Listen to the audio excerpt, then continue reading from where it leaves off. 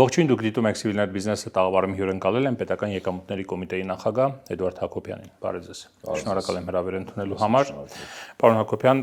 մի քանի թեմաներ կար, որ ցանկանանք ձեզ հետ քննարկել։ Սկզբի համար բյուջեի մուտքերը եւ կիսամյակի տվյալները, հիմնականում հարկային եւ մաքսային մուտքերը ինչ վիճակում են եւ արդյոք այն ուրեմն աճը, որ կար տարեսկզբին, առաջին երամսյակի կտրված կողմնարպես 14%-ից ավելի մուտքերի տեսանկյունից, բյուջեի եկամուտների տեսանկյունից արդյոք դա պահպանվում է եւ ինչի հաշվին է պահպանվում, որ ոլորտների հաշվին հատկապես։ Շատ լավ, նախ նշեմ, որ բավական բարձր արդյունքներ ունենք նաեւ երկրորդ երամսյակում։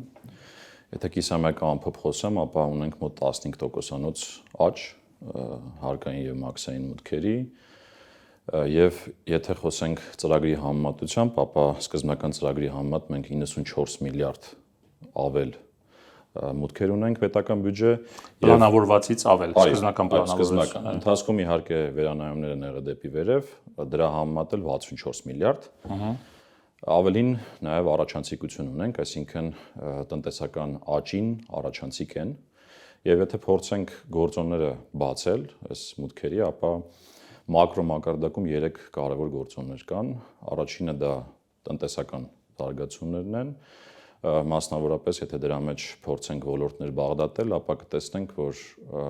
այս տարի հանքարդյունաբերությունը հատկապես բավական բարձր մուտքեր է ապահովում, շինարարությունը իհարկե դա ապահովում է, որովհետև կան մետաղի գները բարձր գներ, բացի դա համաշխարհային մեծ պահանջարկ կա, հատկապես ներկայումս արհեստական բանականության տվյալների բազաների կենտրոնների ստեղծման հետ համատարած երևույթներով պայմանավորված, էլեկտրական մեքենաներով պայմանավորված շինարարության ոլորտում ունենք։ Եվ անկայուն իրավիճակով պայմանավորված կենտրոնական բանկերը մետաղներ են առնում։ Այո, դա էլ կա։ Մյուսը շինարարության ոլորտի զարգացումներն են, բնական է, որ քանի որ մենք ունենք Երևանի մերձակայքի համար ժամկետներ 26 թվականի շարունակվում է այդ բարձր աճի միտումները եւ առևտրի ոլորտն է բավական բարձր աճի են գնում, ինչը ուղիղ կապ ունի ընդհանրապես մեր գնողունակ պահանջարկի հետ, այսինքն սպառումը պահանջարկը Հայաստանի Հանրապետությունում, որը թե ներքին, թե туриզմով պայմանավորված բավական բարձր աճեր է գրանցում։ Սա տնտեսական զարգացումների կտորը։ Մյուսը վարչահարություն եւ օրենսդրություն։ Օրենսդրության մասում ունենք պետական տուրքերի բարձրացումը խաղային ոլորտում եւ ունենք իհարկե ակցիզային հարկերի բարձրացումը, որը շարունակական գործընթաց է ոչ թե նոր, այլ շարունակաբար տարիներ շարունակ աճում է։ Ինչ վերաբերում է վարչահարությանը, ապա այստեղ շատ անկյունակարային փոփոխություններ են տեղի ունենում, մասնավորապես հետաքրքիր կլներ օրինակ բացահայտել, որ մենք ստուգումներով, որոնք այցեր են ենթադրում, այցեր, այսինքն երբ որ հարկ վճարողին այց է կատարվում, այդ մասով էական երկնիշ նվազումներ ունենք քանակների, այցերի քանակների։ Բայց օրինակ երբ որ մենք փորձենք նայել մեր վերլուծությունները, ապա վերլուծություններում հակառակն է, մոտ 40%-անոց աճ ունենք վերլուծությունների քանակի, այսինքն մենք վարչահարությունը տանում ենք դեպի հեռավարի եւ արի ու տես, որ նույնիսկ այս պայմաններում հնարավոր է մուտքերը բավական բարձր ապահովել եւ ստվերի էական նվազումներ ունենալ։ Այսինքն ավելի շատ վերլուծական աշխատանք եք իրականացնում եւ փորձում եք ստվերի որոշակի տեղեր բացահայտել վերլուծական աշխատանքի շնորհիվ։ Այո, վերլուծական աշխատանքի շնորհիվ իհարկե ավելի մանրամասները կարող ենք այսօր խոսել, եթե կարիքը լինի։ Եվ երրորդ գործոնը, որը կարծում շատ էական դերակատարում ունի, մարդկանց վարքագծի փոփոխությունն է, հարկ վճարողների կամավոր կարգապահության բարձրացումը եւ պետության հանդեպ որոշակի վստահության աճ ես ինքս անձամբ նկատում եմ։ Եվ եթե նայում ենք օրինակ մեր ՀԴՄ շրջանառություններին, այդտեղ բավական բարձր օրինակ երկնիշ աճեր ունենք, ասենք քանակները 22%-անոց աճ, հասույթները 24%-անոց աճ, երբ որ գալիս ենք անկանխիկի վարքագծին, այսինքն մարդիկ որքան են անկանխիկ առևտուր անում, դա այս ցուցանիշները 2-ից ավել անգամ գերազանցում է, այսինքն անկանխիկը 57%-ով է աճում, քանակները, հասույթները 44%-ով, սա խոսում է նրա մասին, որ մարդիկ սկսել են ՀԴՄ պահանջել, մարդիկ սկսել են անկանխիկի վարքագծով առաջնորդվել, մարդիկ սկսել են ավելի շատ վստահել պետությանը, եւ այդ վստահության էլեմենտներից մեկն է նաեւ, որ մենք երբ որ տանում ենք ավելի շատ հեռավար վարչահարության, իրանք ավելի մոտ են գալի պետությանը եւ պետական եկամուտների կոմիտեին։ Ամեն դեպքում դեռ կան տեղեր, անձամբ եմ մեկ-մեկ հանդիպել, թեպետ կարծես ՀԴՄ բան են արել, արդյունքում խփել են, բայց երբ որ ցանկացել եմ հեռախոսով վճարել, այսինքն նկատում եմ անկախիկ վճարել, ասել են ՀԴՄ ապարատը չի աշխատում։ Տարբեր փոքր եւ միջին կարգի խանութների մասին է խոսքը, հա։ Այդ իսկապես չի աշխատում, թե այդ պահին փչանում է խորհրդավոր կարգով։ Տեսեք, բնական է, որ եթե գործ ունենք սարքի եւ ծրագրի հետ, կարող են որոշակի խափանումներ տեղի ունենալ, բայց դա հազվագյուտ երևույթ է։ Այսինքն կան հիմնական երևույթը նա է, որ օրինակ լինում են խանութներ, որոնք պարզապես անջատում են։ Բայց դա, այսինքն խուսափելու վարքագծի հետևանք է ավելի շատ, բայց այնուամենայնիվ այն թվերը, որ ես հնչեցրեցի, նրա մասին են խոսում, որ ժամանակի ընթացքում այդ վարքագիծը փոխվում է։ Տեսեք, օրինակ ես հանդիպել եմ տնտեսվարողների եւ մարդկանց առհասարակ սովորական հարկատուների, դուք խոսեցիք վստահության աճի մասին, պետության նկատմամբ, որ մարդիկ ուղակի մի կողմից պահանջում են, մյուս կողմից կամավոր ձևով ուրեմն հաշվի դրամարկղային այդ կտրոններն են տպում, բայց իրենց վրա որոշակի ինչ-որ ազդեցություն, ձեր կարծիքով, որ դա որևէ ազդեցություն ունեցել է, թե ոչ, որովհետեւ արձագանքը բացասական է եղել, հատկապես այս հրապարակումների, տարբեր շարժումների ֆոնին, որ ինչու շատ հարկ վճարենք կամ ավել հարկ վճարենք կամ չգիտեմ ինչու ընդհանրապես վճարենք, եթե այդ հարկը արդյունքում դառնում է շատ մեծ պարգևավճարներ եւ պաշտոնյաները գումարներ են ստանում։ Բիզնեսի եւ հարկատուների այս հրապարակումները, սրան շուրջ քննարկումները վստահությունը չի խաթարում պետության հանդեպ։ Տեսեք, դուք որոշ գործոններ եք նշում, որոնք առանձին էլեմենտներ են վստահության, բայց ընդհանուր ընկալումը բիզնեսի, պետության եւ պետական եկամուտների կոմիտեի հանդեպ էապես բարելավել է։ Եվ այն, որ մենք օրինակ հիմա խոսում ենք օրինապահության համակարգի զարգացման մասին, խոսում ենք նրա մասին, որ մեր առանցքում արդար եւ թափանցիկ հարկային մաքսային միջավայրի ձևավորվում է, խոսում ենք նրա մասին, որ կամավոր կարգապահությունն է եւ այդպես էլ գործում ենք։ Ամենայն դեպս այն շփումներում, որ ես ունեմ եւ բավական շատ են այդ շփումները հարկվճարողների հետ, վստահության էական աճ կա։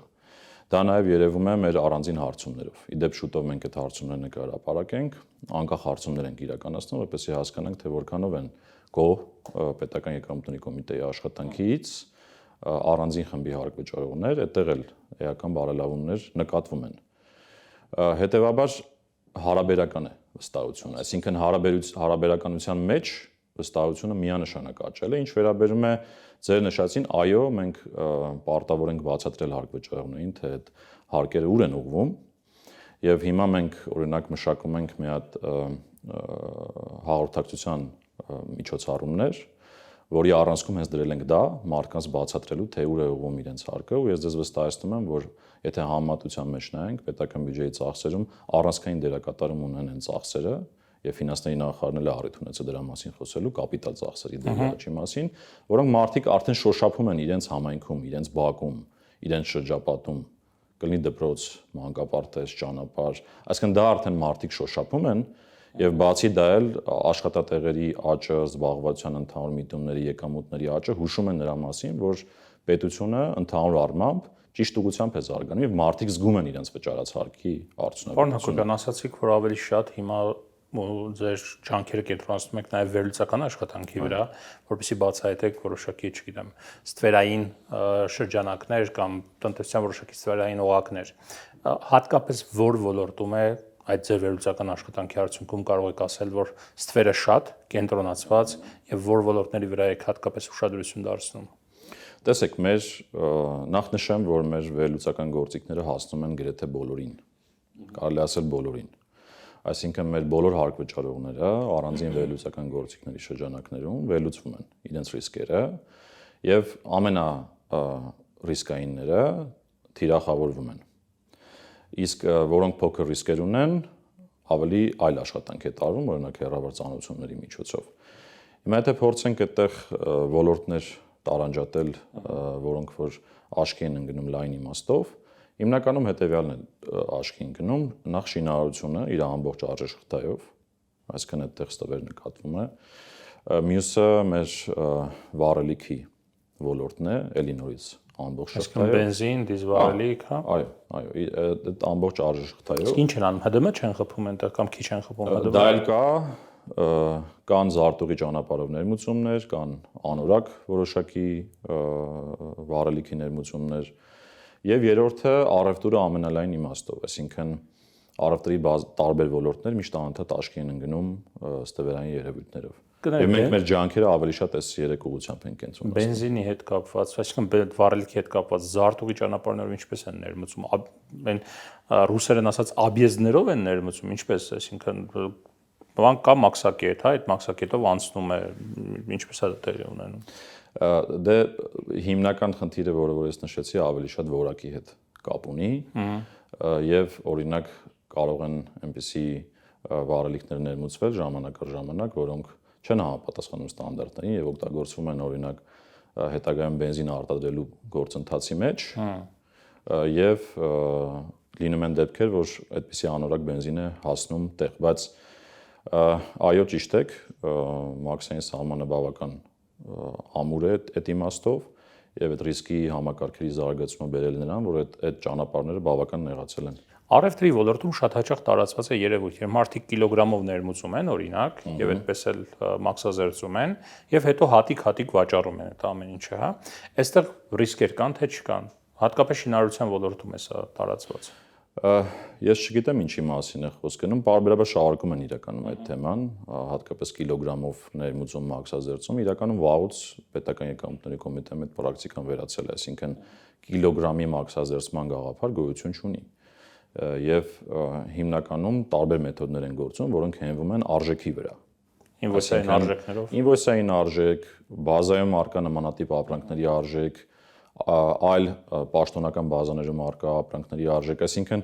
արժեքն է հիմքը մաքսազերծումների, հետեւաբար այդ տեսանկյունից մեծ խնդիր չենք տեսնում մենք այդ արժեշղթան հասկանալու եւ ռիսկերը բացահայտելու։ Գանք կարևոր եւ հիմա քննարկվող խնդիրներից մեկին, կարևոր են իմաստով, որ շատ է քննարկվում եւ արծարծվում, դա պարոն Ծառուկյանի շուրջ ստեղծված իրավիճակն է եւ այստեղ հատկապես որ գործընթացը սկսեց հարկերի խուսափման վերաբերյալ մեղադրանքներով եւ դրա շրջանակներում սկսվեցին իրավական գործընթացներ եւ գործողություններ պարոն Ծառուկյանի եւ իր բիզնեսների դեմ, հիմա մենք տեսնում ենք մի իրավիճակ, որ իսկապես իր բիզնեսները տարբեր հազարավոր մարդիկ են այնտեղ աշխատում, տարբեր խնդիրների են բախվում։ Մի բիզնես անցել է պետության կառավարման Արարատ ցեմենտի մասին է խոսքը, մեկ այլ բիզնեսներ ինչ որ փակվում են, ժամանակավոր են փակվում եւ այլ եւ այստեղ օրինակ հատկապես հարկերի մասով նաեւ գործողությունները իր նկատմամբ մարդկանց մոտ ընկալում է ստեղծում հատկապես ընտրությունների ֆոնին եւ ընտրություններից հետո որ ընտրովի է այն այս արդարադատությունը կամ վերահսկողությունները որտեղի է ունենում իր նկատմամբ, որովհետեւ նույնը կարող էր տեղի ունենալ, չգիտեմ, 5 ամիս առաջ, 10 ամիս առաջ, 2 տարի առաջ, բայց չգիտես ինչու տեղի ունեցավ ընտրությունների ընթացքում։ Այս մեղադրանքներին դուք ինչպես եք արձագանքում եւ արդյոք ռացիոնալության հատիկ չկա այս մեղադրանքների մեջ։ Շատ լավ, թույլ տվեք ես մանրամասն մեկնաբանեմ։ Որտեւ կողքից դիտորդի համար կարծես թե ռացիոնալ է մեղադրանքը։ Նախ ես պարբերաբար խոսել եմ իմ հանրային խոսքում նրա մասին, թե ինչպես է պետք է առաջնորդվում ստուգումներ իրականացնելիս, այսօր է խոսեցինք դրա մասին, այսինքն ընտրովիությունը մեր օրակարգում գոյություն չունի։ Եվ մենք ամբողջությամբ ռիսկերի վերլուծության հիման վրա ենք անում։ Եվ այսօրվա իրավիճակն էլ ամբողջությամբ հենց այդ հենքի վրա է։ Եվ ավելին ասեմ, այսօր ինչ խոսում ենք, ասենք տարբեր հարկային ստուգումներից, որ խոսում են, դրանց մեծ մասը նույնիսկ նախկինում է արված եղել։ Այսինքն օրինակ անցած տարվա ընթացքում ենք արած եղել։ Պարոն Ծառուկյանի մասով։ Տեսեք, ես անձի մասին չէի ուզենա հատուկ որովհետև մեր թիրախը ոչ թե անձն է, հատկապես պետական եկամուտների կոմիտեի, այլ բիզնես իրականացնող տվյալ իրավաբանական անձը։ Հիմա այդ տեսանկյունից ունեցել ենք։ Հիմա որպեսզի պատկերացնեք, թե դա ինչ դեր ունի մեր օրինակ նմանատիպ ստվերի բացահայտման ստուգումներում, շատ փոքր է։ Այսինքն մոտ 1% է մեր աշխատանքների ստվերի բացահայտման եւ եթե օրինակ խոսենք հարկային պարտավորությունների մասին, մոտ 3-4%-ի մասին ենք խոսք գնում մինչեւ 5%։ Այսինքն դա նշանակում է, որ մենք չունենք որևէ ընտրովիություն։ Այսինքն այս գործընթացը ձեր ամբողջ կատարած աշխատանքի 4-ից 5% ամբողջ կատարած աշխատանքի, այլ այդ ուղղությամբ, ստվերի բացահայտման, օպերատիվ հետախուզական միջոցառումների մեջ դերի մասին եմ խոսում։ 4-ից 5% Ինչի՞ եմ ստվերը հնչեցնում, որպեսզի պարզ լինի, որ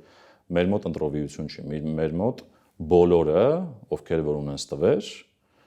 ակնհայտ մեր տիրույթում ընկնում են եւ այս ստուգումները իրականացվում։ Կան այլ բիզնես կառույցներ, որոնք մոտավորապես համապատասխան չափի որոնց նկատմամբ համապատասխան չափի գործողություններ եք իրականացրել եւ բացահայտել եք այդ կարգի շեղումներ, խախտումներ եւ այլն։ Միանշանակ։ Ես այս տարի օրինակ նշեմ մոտ 37, մոտ 40, եթե շուրջ ասենք, 40 միլիարդ դրամի ստվերային հարկային պարտավորություններ ենք բացահայտել։ Շատ լավ, հիմա հարց։ Այդ հարցը կարող է, չգիտեմ, հասցեատեր վերջնական դուք չեք, բայց այնուամենայնիվ ինչու մի դեպքում մենք տեսնում ենք մարդու նկատմամբ իրավական գործողություններ եւ ուրեմն ազատազրկում, մյուս դեպքերում մենք նման գործընթացներ, չգիտեմ, որ ԱԱԾ-ն դրան խառնվի եւ այլը չենք տեսնում։ Տեսեք, միշտ եղել են նման գործընթացներ։ Դրանց սրությունը որոշում է քննչական կոմիտեն։ Այսինքն կախված թե քանի դեպքեր են նմանատիպ կուտակվել, օրինակ եթե հարկայինի մասին խոսենք։ Հիմա բնական է, որ երբ որ մենք օրինակ ստվեր ենք բացահայտում ու տեղ շղթա է բացահայտվում, օրինակ նույն փոխկապակցված ենթարենք իրավաբանական անձինք են տարբեր ոլորտների, բնական է, որ այդ ստուգումները շարունակում են։ Հետո ինչ է լինում, քննություն է իրականացվում, քննության ընթացքում որոշակի հասունության է գալի պահը եւ իրականացվում են գործողություններ։ Իսկ վերաբերում է գործողությունների խստությանն ու սրությանը, ապա դա ավելի շատ քննչական են եւ քննչական կոմիտեն կարող է մեկնաբանել։ Իսկ ընդհանրապես մի կարևոր հարց կա։ Ինչ էական է, թե դա երբ է իրականացվում նման գործողությունները։ Հանրային ընկալումների տեսանկյունից շատ էական է։ Ասածս նաեւ դուք կարևորում եք հանրային վստահությունը, չէ՞։ Այո, հանրությունը կարծում եմ պետք է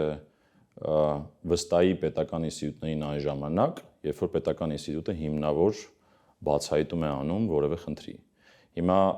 ինչ վերաբերում է հարկային պարտավորությունների բացահայտմանը կամ ստվերի բացահայտմանը, ապա ես ձեզ վստահեցնում եմ, այն բոլոր գործերը, որոնց մասին հանրությունը լսում է,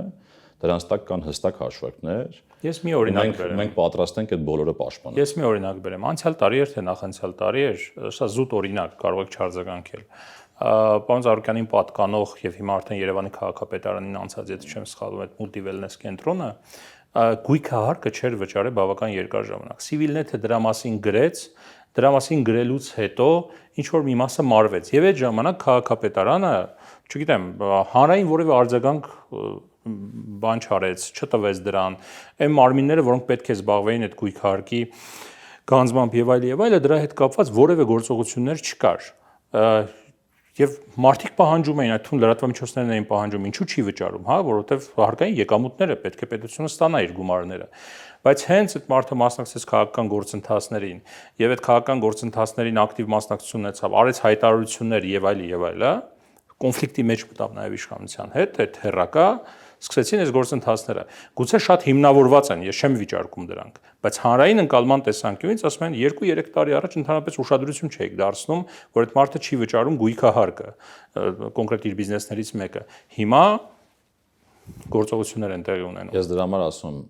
ես վստահ որ ասում եք թայմինգը ժամանակ ինչ կապ ունի, դրա համար եմ ասում։ Կապ ունի ընկալման տեսանկյունից, բայց ընդհանրապես եթե կա օբյեկտիվ բացահայտում, համոզված եղեք պետական ինստիտուտները դրա հետ։ Ես դա չեմ վիճարկում, ես ժամանակի տեսանկյունից ես մեր մասով վստահեցնում եմ, որ այդ գործողությունները, որոնք որ իրականացվել են, ռիսկերի վերլուծության վրա են, թիրախային են եւ կոնկրետ հաշվարկներ ունեն։ Շատ པարզ հարց տամ։ Կարող է լինել դեպք, որ օրինակ վարչապետը հրավիրի ձեզ պետ նախագահին եւ ասի, որ, չգիտեմ, այս գործի նկատմամբ կամ այս բիզնեսի ներկայացուցիչի նկատմամբ պետք է գործողություններ ձեռնարկել։ Ուղիղ հրահանգներ լինում է պետք։ Նման դեպք չի եղել իմ հետ եւ բնական է, որ հանրապետության վարչապետը ընդհանուր առմամբ հանդիսանում է նաեւ անմիջական ղեկավարը պետական եկամուտների կոմիտեի եւ իմ եւ երբ որ բարբերաբար հանդիպումներ են վարչապետի մոտ, ես որպես մարմնի պատասխանատու ներկայացնում եմ առանձին դեպքեր, ուսումնասիրություններ, ռիսկեր եւ այս խոսակցությունն էլ ամբողջությամբ տեղավորվում են իմ ասած տրամաբանության մեջ, որ մենք խոսում ենք ռիսկերից, բացահայտված պոտենցիալ ստվերից եւ հնարավոր գործողություններից, որը բավական նորմալ գործընթաց է։ Պարոն Հակոբյան, դուք նոր խոսում եք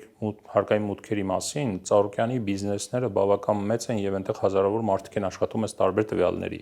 Եթե այդ բիզնեսները կանգնում են գոնե ժամանակավոր, չեն աշխատում, այդ մարդիկ աշխատավարձ չեն ստանում, այնտեղ գումար չի գեներացվում, հավելյալ արժեք չի գեներացվում եւ այլն։ Դուք մոտավորապես հաշվարկներ ունեք կամ մտավախություններ ունեք, որքան հարկային եկամուտներից կարող եք զրկվել։ Դեռ նման հաշվարկներ չեն կարել, որովհետև այս պահին մենք խնդիր ենք դրել մաքսիմալ արագ աջակցել գործընկերներին, եթե օրինակ հարկային գործառույթի տեսանկյունից ինչ որ անելիք կա, օրինակ բերեմ, օրինակ գույքագրում։ Եթե որտեղ սովորաբար ինչու են կապարակնքվում եւ փակվում, որովհետեւ երբ որ լինում են մեծ խնդիրների ժամանակ կարիք կա մի հատ ապրանքները օրինակ գույքագրել կամ հիմնական միջոցները գույքագրել։ Մենք նման իրավիճակներում շատ արագ ենք գործում եւ համագործակցում ենք նաեւ տվյալ կազմակերպության տնօրինության եւ աշխատակիցների հետ եւ փորձում ենք կարճ ժամանակահատվածում մեր անելիքը անել։ Այսինքն պետության մոտեցումը այս պահին տնտեսությունը չվնասելու ճանապարհով այդ ստուգումները իրականացնելն է, որը մաքսիմալ արագ է։ Իհարկե կարող են լինել օրինակ 1 շաբաթ կամ 10 օր չաշխատելու դեպքում որոշակի վնասներ իհարկե կլինեն, դա հասկանալի է, բայց պետությունը գործում է մինիմալ միջանցության, այսինքն այդ վնասի տրամաբանության ներքո, որը վարչարության տեսանկյունից կարևոր թիրախավորում է։ Ձեր վարչարության արդյունավետության տեսանկյունից սկզբից, քանի որ գործը հարուցվել էր հարկերից խուսափելու թեմայով, երեք արդեն հայտնի դարձավ, երեկոյան եթե չեմ սխալվում, որ դատախազությունը դադարեցրել ընտրություններից Գագիկ Ծառուկյանի առանձնապես խոշոր չափերով հարկերից խուսափելու վերաբերյալ մեղադրանքը։ Ենթադրում եմ ՊԵԿ-ն է այս տվյալները տվել, որ մարդը հարկերից խուսափել է եւ դրա հետ կապված արդեն քննչական գործողություններ են իրականացվել։ Այս դադարեցումը ձեզ ինչ է ասում, ձեր տված տվյալները որքանով էին հավաստի, որքանով էին հիմնավոր, որևէ դիրքորոշում ունեք սրա հետ կապված։ Տեսեք, մեր տված տվյալները չեն հերքվել։ Այսինքն մեր բացահայտումները ստվերի եւ սխեմաների հետ կապված, դրանք կոնկրետ կազմակերպությունների կամ կազմակերպության են վերաբերվում։ Հիմա թե այդ օրինակ այդ սխեմայի կամ այդ ստվերի կամ նման իրավիճակների հետ որ անձը ինչ կապ ունի, այդ անձի կապի գնահատականը տրվում է իրավապահ համակարգի կողմից եւ քննության ընթացքում է պարզվում ինքը ինչքանով կապ ունի, ինչքանով է մեղավոր որևէ անձ կամ ոչ մեղավոր անձի նկատմամբ։ Այսինքն հարկային պարտավորությունները այստեղ չեն չեղարկվել։ Ուղղակի անձի նկատմամբ է մեղադրանքը այդ Այո, հարցով այսինքն կարող է կազմակերպություն լինել, որի սեփականատերը ինչ որ անձ է, այդ կազմակերպությունում տեղ ունեցող ինչ որ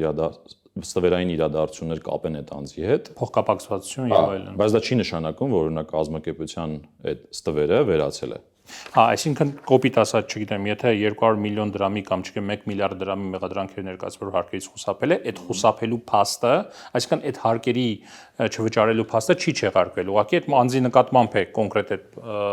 պահանջը դատարկ։ Սա շարունակում է քննվել։ Հասկացա։ Այսինքն կարող է կոնկրետ կազմակերպությունից այդ գումարը ստանալ։ Օրինակ։ Հասկացա։ Լավ, ՊԵԿ-ի բարեփոխումների մասին մի փոքր խոսեցիք վարչարության, այսպես բարելավման եւ այլնի հետ կապված, շատ կարեւոր է բիզնեսը գնում է թվայնացման,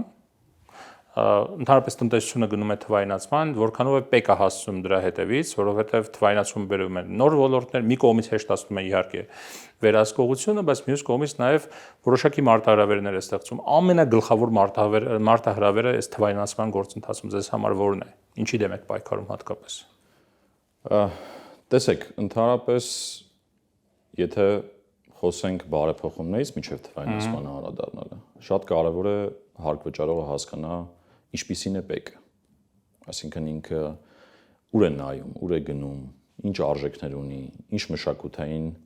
համակարգ ունի ընդհանրապես։ Առաջին, այսինքն միջև թվայնացումը, որտեղ թվայնացումը ընդհանրապես գործիք է։ Թե դու թվայնացումը ինչ ձևով ես իրականացնում, դա ավելի կարևոր է, քան բուն թվայնացումը։ Դրա համար մենք առաջնային խնդիրը օրինակ որ դրել ենք եւ այս տարի կյանքի ենք կոչում մեր ռազմավարական ծրագրով մեր միասնական տեսլականն ու առաքելությունն է, որի առանցքում մենք արդար ու թափանցիկ միջավայրի ձևավորումն ենք դրել, կամավոր կարգապահության խթանումն ենք դրել, տեխնոլոգիական համարձակ նորարարությունն ենք դրել, մարդակենտրոնությունն ենք դրել, այսինքն մենք հիմա դրա հենքի վրա համակարգում ձևավորում ենք մշակույթ, թե մենք ոնց պետք է վարվենք վարչարության եւ հարկվճարողների հետ։ Հիմա երբ որ գալիս է թվայնացմանը, ապա մի քանի մարտահրավեր ունենք։ Առաջին մարտահրավերը նա է, որ մենք խնդիր ենք դրել ընդհանրապես մեր հարկատու 3 հայտնի համակարգը ամբողջությամբ վերափոխել եւ նոր համակարգ մշակել։ Այդ գործընթացը արդեն մեկնարկել է։ Երկրորդը ընդհանրապես մեր ՀԴՄ-ների մասին խոսակցությունն է, որ խոսում ենք։ Օրինակ այս տարի մենք ինչ արեցինք, մենք բժշկական հաստատությունների մասով առցանց ՀԴՄ-ի ներդրման որոշում կայացվեց եւ օրենք էլ ընդունվեց եւ մեծ թափով բոլոր բժշկական կազմակերպությունները Արմեդի միջոցով կապ են ստեղծում պետական եկամուտների կոմիտեը, այսինքն ինքը դառնում է թվային առումով շատ ավելի վերահսկելի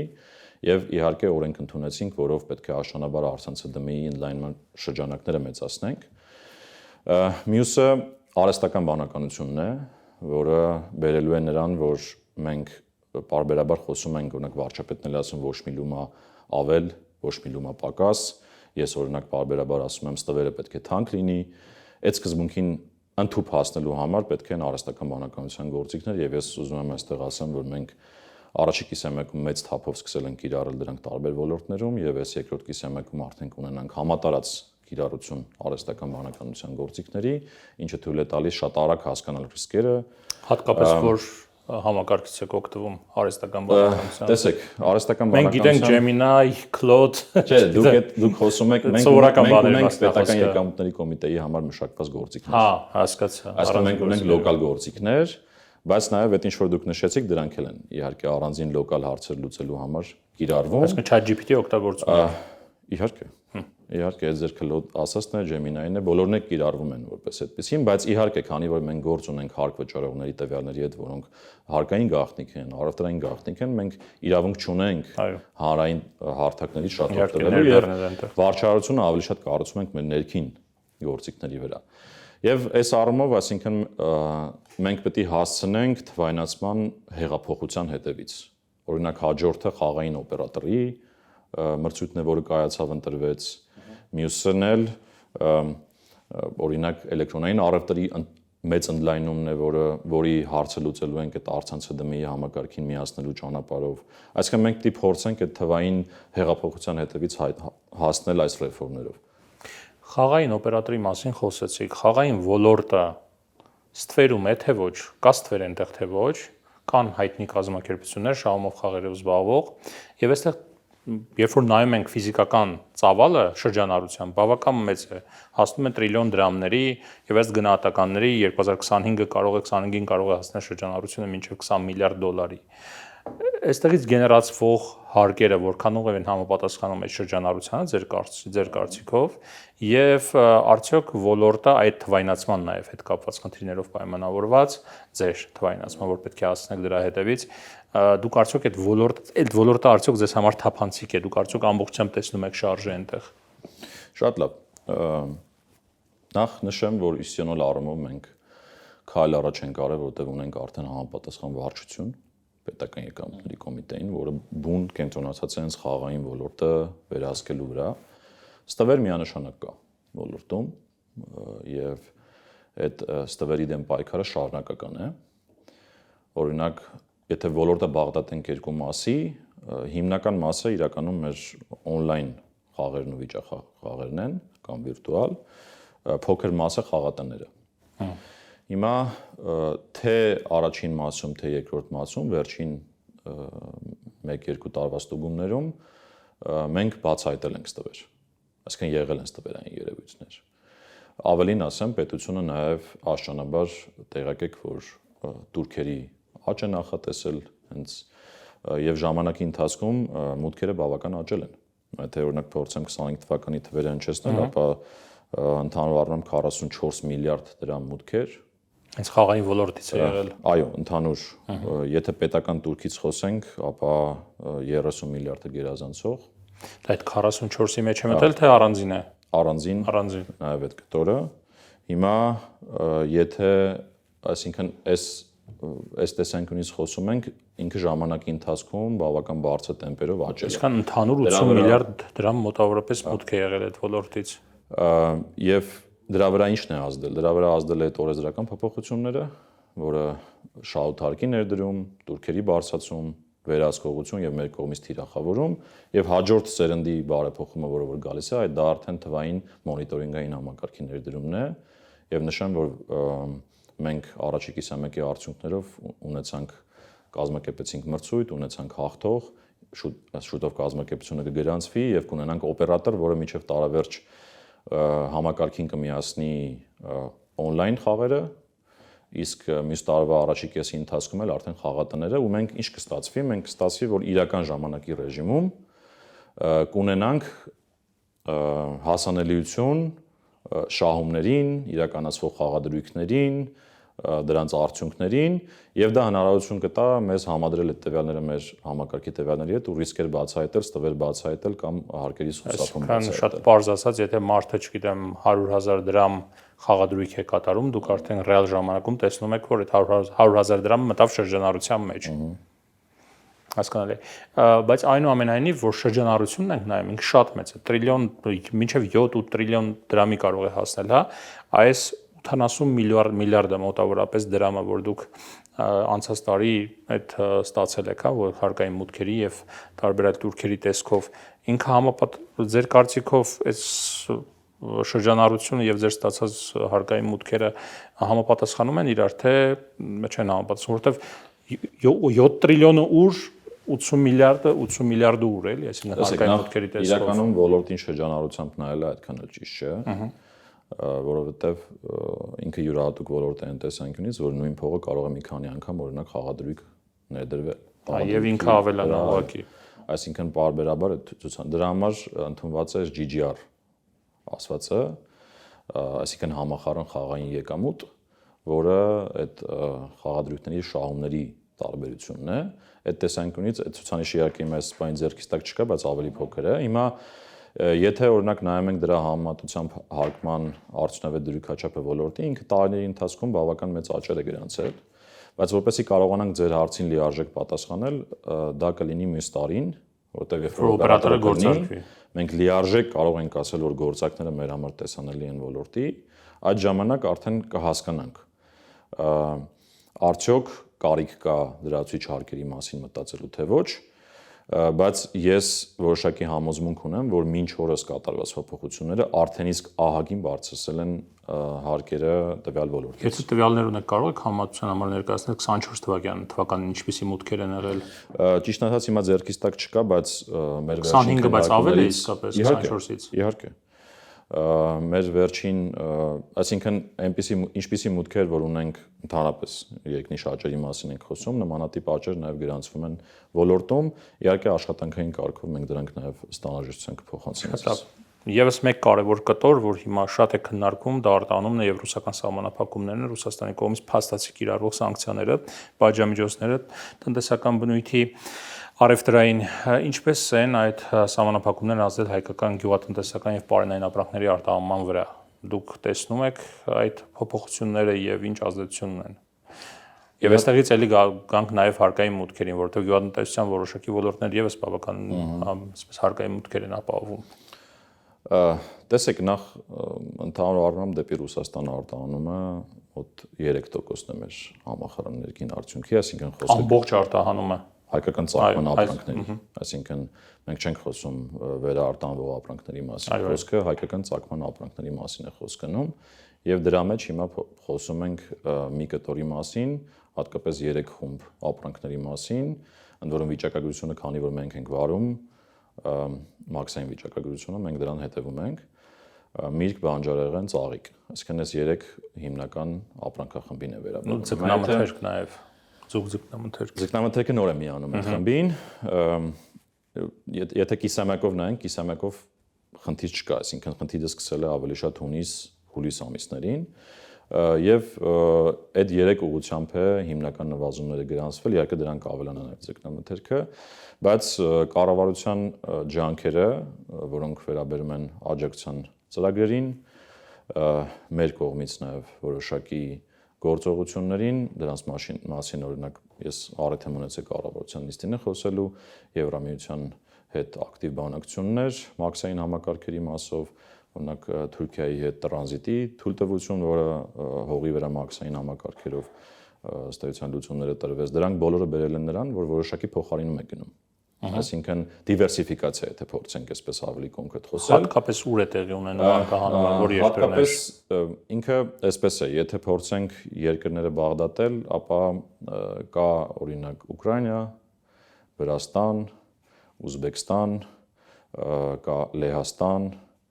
Արաբական Միացյալ Էմիրություններ։ Ներողություն, Ուզբեկստան ինչպես է գնում։ Ռուսաստանը իր տարածքով արգելել է, անգամ արտահանում է, այսպես ասած, տարանցումը։ Այսինքն Իրանի տարածքով է գնում, թե օդային ճանապարհով է գնում։ Հիմա Ուզբեկստանի մասով հստակ չեմ կարող լոգիստիկան ասել, թե ինչպես է, բայց այդ ճանապարհները իհարկե բաց են։ Այսինքն թռիչքներն էլ են բաց, Իրանն էլ է բաց։ Այսինքն sense տեսնում ենք, որ այն ինչ որ չի արտահանվում է մի մասով այս նշած սովություններով։ Բայց երբ որ գալիս ենք ներքին տնտեսություն, հասկանալու թե ինչ է տեղի ունենում ընդհանրապես գյուղատնտեսական ապրանքների հետ, երևի գներն էլ ուսումնասիրած կլինեք, գների մասով էական փոփոխություններ, որ ասենք համատարած բացի մի քանի ապրանքներից, որոնք լոլիկի հետ կապված կա էական փոփոխություն է, որ այս դիվերսիֆիկացիան եւ ներսի կլանումը մարդկանց եւ տուրիզմի կամ տուրիստների կամ զբոսաշրջիկների կողմից որոշակի փոխհատուցում է այն ռիսկերը, որոնք որ առարկայացել են սահմանին։ Հասկանալի է։ Շատ էին բողոքում սրանից բացի, Լարսում տեղի ունեցող իրավիճակից, անկախ ամեն ինչից, էլի որոշակի արտահանումներ կան դեպի Ռուսաստան։ Սրա հետ կապված ինչ կարող եք ասել, արդյոք քննարկումներ գնում են, չգիտեմ, այս ամենահավերժական խնդիրներից է, հա, Լարսի հետ կապված, օրերով, մարդիկ շաբաթներով այնտեղ երբեմն կուտակվում են, սպասում են։ Այս հարցը ինչ որ լուծում կարող է ստանալ վերջնական։ Տեսեք, մեր մասով կոնկրետ մաքսային մասով այդտեղ հարց չկա։ Երկու տարբեր ուղղությամբ հարցեր կան։ Առաջին հարցը նա է, որ սննդի անվտանգության հարցեր են դրվում, այսինքն իրականացվում են ստուգումներ եւ դրա հիման վրա չեն թույլատրվում օրինակ ներմուծումները, այդտեղ մեր համապատասխան մարմինը ՍԱՏՄ-ն համագործակցում է իր գործընկերոջ հետ շատ մանրամասն, ավելին մենք էլ օգնում ենք, որպեսզի մեր սահմանը անցնելուց եւ միջև սահմանը մարդիկ մաքսիմալ իրազեկված լինեն այն պահանջներից, որը որ Ռուսաստանը ունի։ Դա էապես իրականում իրենց ավելի ճանաչելի է դարձնում են բոլոր գործընթացները, որը Ռուսաստանը կիրառում է։ Երկրորդ խումբ հարցը,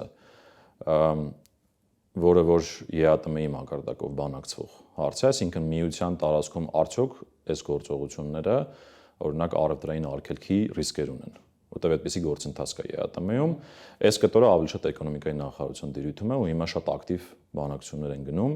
դրանց որակումները հասկանալու եւ համապատասխան լուծումներ գտնելու։ Այս արգելքները ձեր մասով չեն, այսինքն մաքսային արգելքներ որպես այդպիսին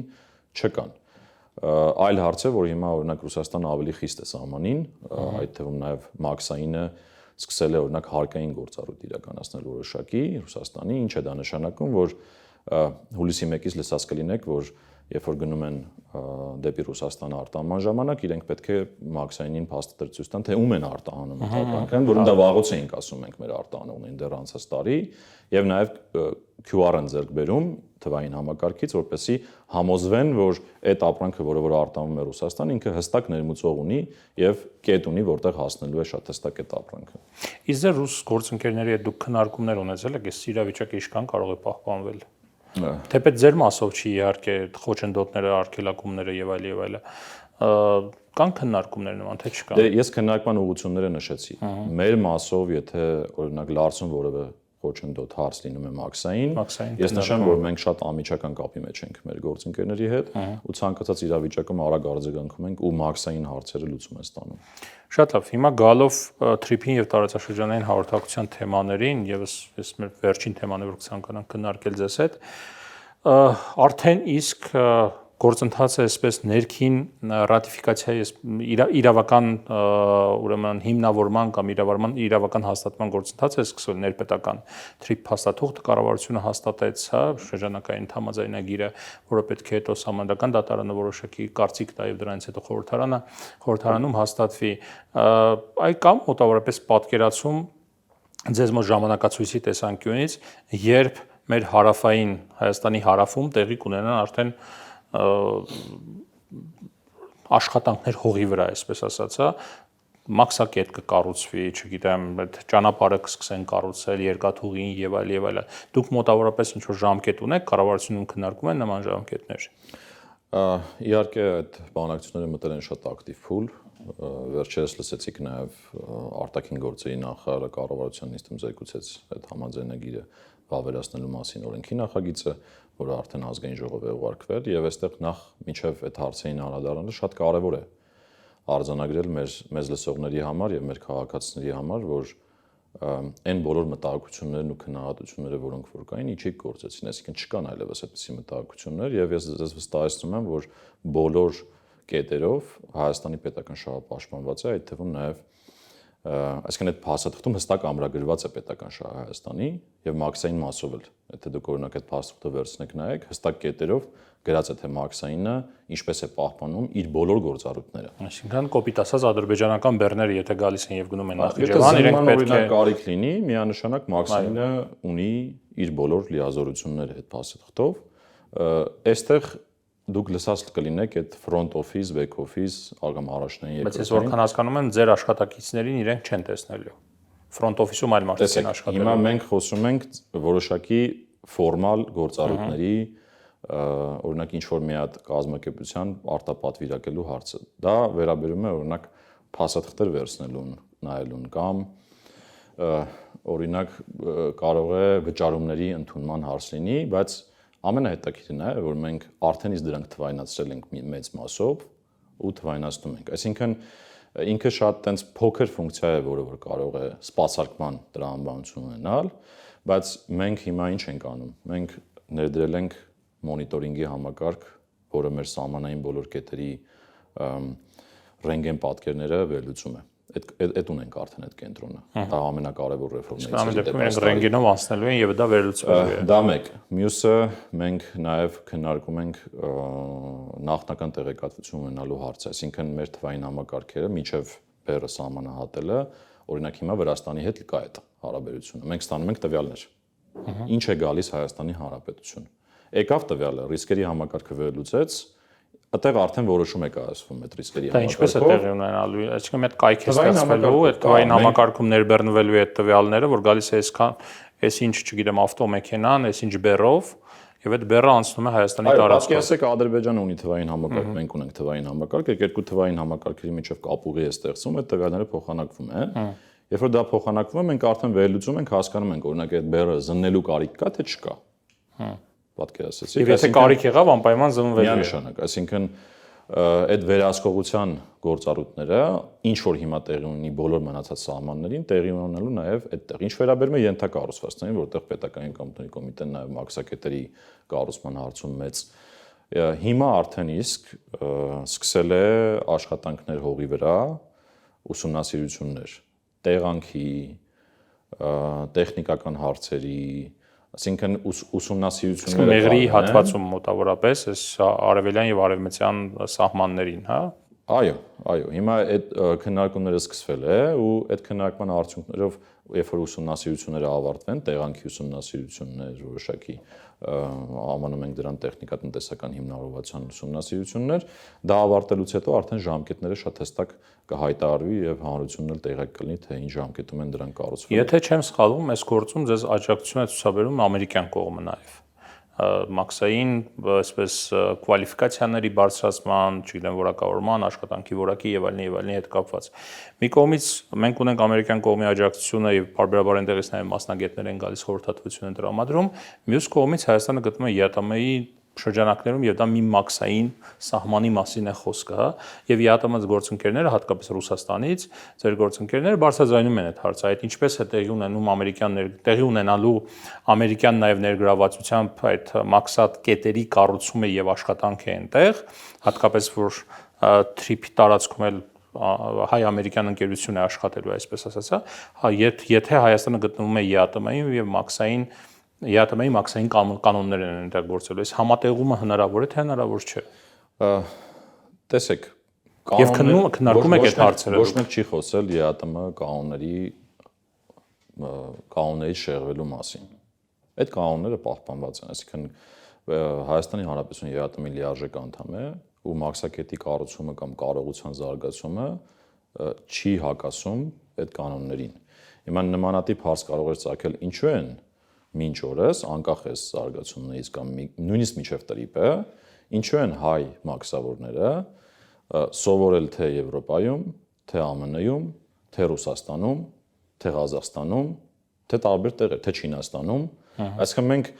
այդ տեսանկյունից շարունակում ենք մեր աշխատողների կարողությունները բարձրացնել, օգտագործելով նաև ԱՄՆ-ի աջակցության հնարավորությունը։ Օրինակ այցեր են լինում ԱՄՆ, սովորում են տեղում, թե ինչպես են մաքսային գործառույթը իրականացնում, որպեսզի մեր որակները բարձրանա։ Օրինակ մեծ դասընթացներ են կարդում այս վերջին շրջանում արհեստական բանականության գործիքների կիրառման մասով, կամ օրինակ աշխարհում ամենահայտնի կազմակերպությունը, որը մատակարարում է մաքսային սարքավորումներ, դա ամերիկյան է։ Հիմա Հայաստանի Հանրապետությունում էլ կան այդպիսի սարքավորումներ, որոնք կիրառվում են թե տերմինալներում, թե մաքսակետերում։ Այսինքն այս տեսանկյունից իրականությունը չի փոխվում։ Նույնն է իրականությունը եւ կանոնները որևէ մեկը չի շեղվելու այդ կանոններից, այդ կանոնները պահպանված են։ Մի հարց չեմ կարող չտալ այս համատեքստում մեր մաքսային սահմանների ամրության տեսանկյունից։ Հայաստանում պարբերաբար խոսվում է նրա մասին, որ պարբերաբար քննարկումներ թմրանյութերի շրջանառության բանի հետ կապված եւ ասում են, որ մեծ մասը գալիս է դրսից դեպի Հայաստան։ Ենթադրում եմ, որ իսկապես դուք դրա ուղղությամբ վերահսկողություն իրականացնում եք։ Ռիսկ է այստեղ, չգիտեմ, ներթափանցելու դրսից Հայաստան թմրանյութ եւ սրա վերահսկողությունը ինչպես է իրականացվում։ Արդյոք այստեղ ունենք մենք Հայաստանն ունի խնդիրներ վերահսկողության տեսանկյունից մաքսային սահմաններին։ Դուք խոսում եք մաքսանենգության դեմ պայքարի մասին եւ մաքսանենգության մենք այնպեսի տարածաշրջանում ենք, որ այդ ռիսկերը կա իսկապես։ Մաքսանենգության դեմ պայքարի վարչություն ունենք։ Մենք պետական եկամուտների կոմիտեում, որտեղ աշխատակիցները, այսինքն իրենց հիմնական թիրախը հենց թմրանյութերն են եւ ոչ միայն իհարկե կան այլ ապրանքներ էլ, եւ ես նշեմ, որ այդտեղ բավական, այսինքն դինամիկ աճեր ունենք բացահայտումների եւ բացահայտումների տրամաբանությունը սովորաբար ինչպես է։ Նախ առաջինը սահմանում մեր երկու սահմաններում է խնդիրներ լինում են, այսինքն եւ հարավային սահմանում Իրանի հետ եւ Վրաստանի սահմանում խնդիրներ լինում են։ Հիմա այդտեղ մենք նախ ունենք վերլուծական թիմ, իդեպ նշեմ, որ այդտեղ բավական ակտիվ զարգացնում ենք մեր ռիսկի պրոֆիլներ ասվածը, որը ինչ է, որը ունենալով հասանելիություն միջազգային տարբեր հարթակներին, կա այդպիսի հարթակներ, որոնք հնարավորություն են տալիս ընդհանրապես տարածաշրջանի սխեմաները հասկանալ, թե ոնց են թմրանյութերը տեղաշարժվում։ Իրանք թիրախավորում են կոնկրետ բեռեր, տարբեր, որոնք անցնում են Հայաստանի Հանրապետությունով, եւ սահմանին դա կլինի ռենտգեն սարքավորումների միջոցով, դա կլինի անհատական աչքի զննումով, թիրախային, դրանք հնարավոր է լինում բացահայտել։ Հիմա ինչպես պետք է այդ արդյունավետությունը բացահայտենք։ Հատկապես որ բեռներն եք թիրախավորում դուք, թե չեք ասի։ Որպես ռիսկային այդ տեսանկյունից, որտեղ եղավ մի դեպք, որ կոնտեյները հասել էր Հայաստան, հետո հեռախոսազրույց հրապարակվեց, որ դրա սեփականատերը զանգել էր համապատասխան մարմնի ղեկավարին եւ ասել էր, որ կոնտեյների մեջ հայտնաբերել են թմրանյութ։ Երևի կհիշեք բանանների արդյունքները։ Երկու տեսակի հարց կա։ Կա, որ տեղափոխողը տեղակ է, այսինքն, այսպես ասեմ, բեռի տերը տեղակ է, որ դա տեղափոխվում է, կա դեպք, որ ինքը տեղակ չէ, վարորդն է օրինակ ներգրաված այդ սխեմայի մեջ, ինքն է տեղափոխում։ Շատ տարբեր են դեպքերը, այսինքն ես հիմա կոնկրետ ապրանքներ չեմ հնչեցնի, որովհետև դա ճիշտ չի լինի իմ կողմից հնչեցնելը։ Սա է, այսինքն վերլուծություն, թիրախավորում, որակյալ ռենտգեն սարքեր, որոնք հնարավորություն են տալիս սահմանային վերահսկողությունը արդյունավետ իրականացնել։ Շնորհակալ եմ զրույցի համար։ Ես եմ շնորհակալ։ Civilnet Business-ի տաղավարում ես զրուցեցի ՊԵԿ նախագահ Էդվարդ Հակոբյանի հետ։ Առողջ եղեք, կհանդիպենք։